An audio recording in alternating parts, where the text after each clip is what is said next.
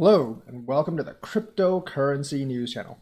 Today, we're going to discuss how to not get sued by the SEC if you are a crypto. Now, based on their past lawsuits, how they've actually turned out, the results of these lawsuits, there's a couple of ways you can be kind of safe from the SEC. One is to make a proof of work coin. Obviously, they've deemed Bitcoin and Ethereum both non-securities. I don't know if they're going to change their opinion on Ethereum once they start staking, but they've deemed both Bitcoin and Ethereum non-securities. And that's because in proof of work, the coins have to be mined. Like in most pre-mined coins, the founders basically pre-mine all the coins and then gift it to themselves. And then, you basically get a bunch of coins for free to dump on people. In proof of work, you actually have to mine the coins like everyone else. As soon as you start the network, miners can actually start mining your coins. And when they start mining your coins, like everyone's kind of on an even level if they have the mining power. So you're not distributing it all to themselves. You don't own a huge chunk of, I mean, you can always mine the blockchain early to get a lot of coins, but you don't start off with more coins than other people do. I mean, of course, you know about the blockchain sooner, so you can mine sooner, you can get more coins, but you don't start off with all the coins. I mean, starting off with all the coins is kind of like starting off with all the shares of stock. So that's one reason for proof of work, because you don't actually start off with any of the coins. Everyone has to mine them first. So it's not like the person who created the blockchain basically gets all the coins. They have to mine them just like everyone else. And that's, I think, why Bitcoin and Ethereum have actually been deemed not securities. Now, what if you don't want to use proof of work? Because, proof of work kind of from a technological standpoint kind of sucks.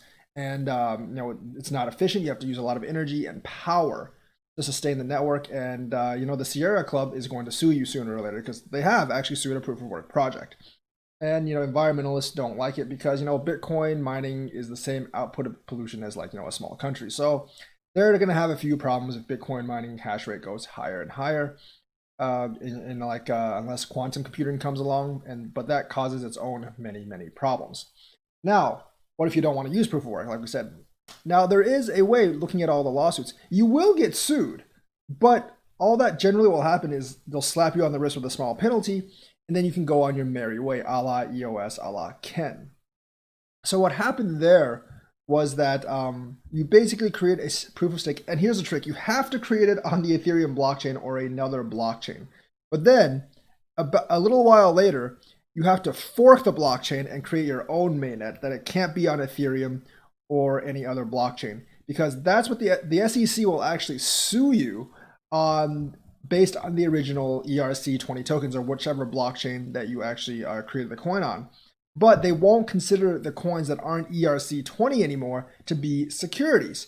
That's actually what happened with Ken and EOS, and that's why they got off with a fine. ShipChain never left ERC20, so they got screwed. Basically, EOS, they had like multi-billion-dollar ICO, and they only got a slap with a fine of $24 million. And the SEC's lawsuit did not include all current EOS tokens like the XRP lawsuit includes all current XRP tokens. That's because XRP really hasn't changed. It's been on the XRP ledger from the beginning. So they don't really differentiate between tokens back then and tokens now. So that's why the lawsuit looks really bad. EOS only was for the ERC20 tokens. So basically, you got to create the ERC20 token, make some decentralized validators, and then fork it before the SEC sues you, and then from both the EOS and Ken lawsuit, it looks like they're going to sue you for the coins beforehand. They'll slap you with a fine, which you will have to pay, and then they'll give you a no action letter, more or less. I mean, look at Ken. They basically dared the SEC to sue them. They played chicken with the SEC. So the SEC was like, screw you, we're going to sue you. But then when they actually won, they issued a very lenient punishment, and that's why my investment of Ken has gone way up. So that looks like the two ways. Basically, either build a proof of work blockchain, because then you don't give yourself all the coins in the beginning and then they don't really have that ground to sue you, or create an ERC20 token and then after a while fork it away from ERC20 onto your own blockchain. Then they'll sue you for the coins that are actually on ERC20, and then you get off with a fine. Or you can just conduct, or like basically you conduct an ICO in somewhere that's not the United States, and make to check for U.S. citizens, make sure they can't actually join in on the ICO. Because remember, the SEC's jurisdiction only lies within the United States.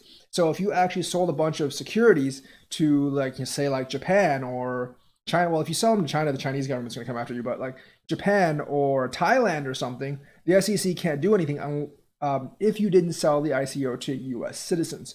So basically, do your best to block out U.S. citizens from the ICO.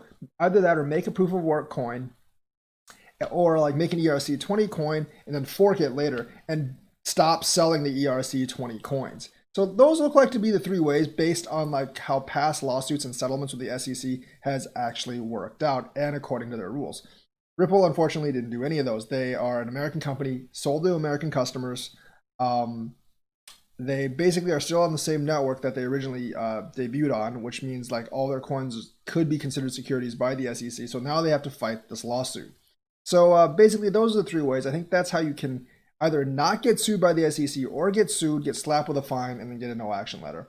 ShipChain didn't, I guess they didn't fork early enough to get away, and some of the other chains didn't either. So basically, either don't sell to American customers, do proof of work, or fork your blockchain very quickly. And even if you don't sell to American customers, if it sells to American customers on the secondary market, they still might get you.